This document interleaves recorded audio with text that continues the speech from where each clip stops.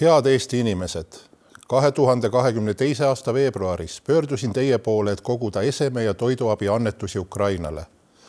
2 nädalaga suutsime koguda ja välja saata 14 veoautot esemeabiga ja veidi hiljem 4 veoautot toiduabiga.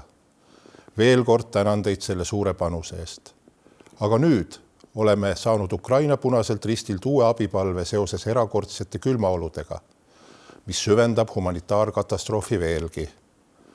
Täna elavad 100 000 inimesed Ukrainas külmas ja pimeduses. See ei ole kujundlik väljend. Paljudes kodudes on temperatuur langenud kuni 5 kraadini. Küte, vesi ja elekter on kadunud päevadeks, mõnel pool nädalateks.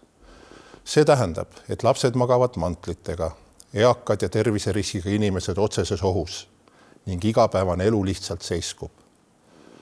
Ainuüksi Kiievis puudutab see kriis praegu ligikaudu 600 000 inimest. Ukraina Punane Rist töötab ööpäevaringselt, hoiab töös soojenduspunktid, paigaldab generaatoreid, jagab sooja toitu ja toetab kõige haavatavamaid. Aga selleks, et nad saaksid jätkata, on vaja meie kõigi abi. Ukraina Punaselt Ristilt saime nimekirja vajalikest esemetest.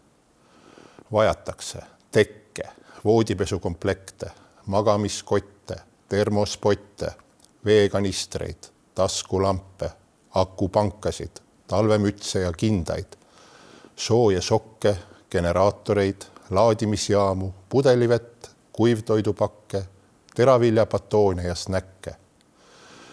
Eesti Punase Risti ja Ukraina Punase Risti nimel kutsun täna uuesti kõiki inimesi ja organisatsioone üles aitama. Me kogume nii rahalisi annetusi kui ka uusi ja pakendisesemeid, mis aitavad inimesel selle talve üle elada. Kogume esemeid valitud Selverites ja Rimides üle Eesti. Poodide nimekiri on leitav Punase Risti kodulehel redcross.ee. Kogumist ja sorteerimist aitavad teha Punase Risti vabatahtlikud. Logistikaga aitab Omniva. Rahalisi annetusi saab teha kõige lihtsamini ja kiiremini läbi Eesti Punase Risti kodulehe redcross.ee. Külm ei oota. Inimesed Ukrainas vajavad abi praegu. Aitame koos neil selle talve üle elada. Suur aitäh teile kõigile ette.